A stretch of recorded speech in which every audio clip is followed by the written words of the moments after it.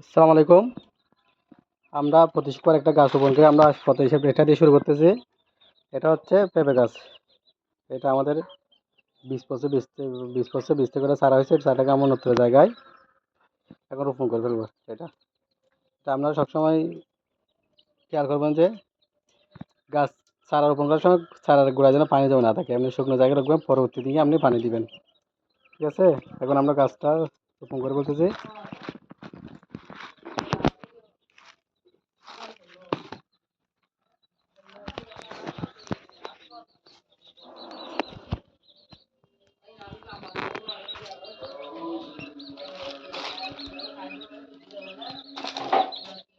দেখো আমরা গাছটা অলরেডি রোপণ করে ফেলতেছি। এদিকে নাবিলা, পাপাকে দেখতেছো? দেখা যাচ্ছে পাপাকে? গাছ দেখা যাচ্ছে? দেখো গাছটা বসে দিতে বসে দিলাম। বসে করতে গাছ রোপণের জন্য একদম পারফেক্ট টাইম ঢুকে দিয়ে দিলাম। কষ্ট ছাড়াই গাছটা রোপণ হয়ে গেল। আমরা এখন এটা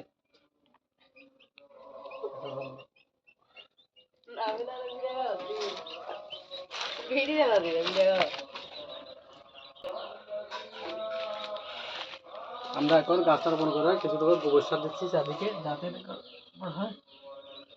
হয়ে গেল আমাদের গাছ রোপণ।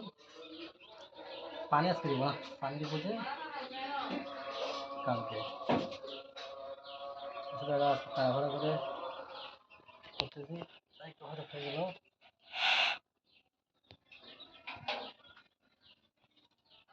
গাছটা রোপণ হয়ে গেল।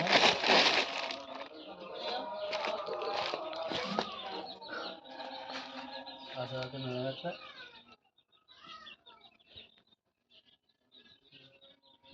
গাছটা যাতে শোয়া থাকে সেজন্য এটা বাঁধিয়ে দিই।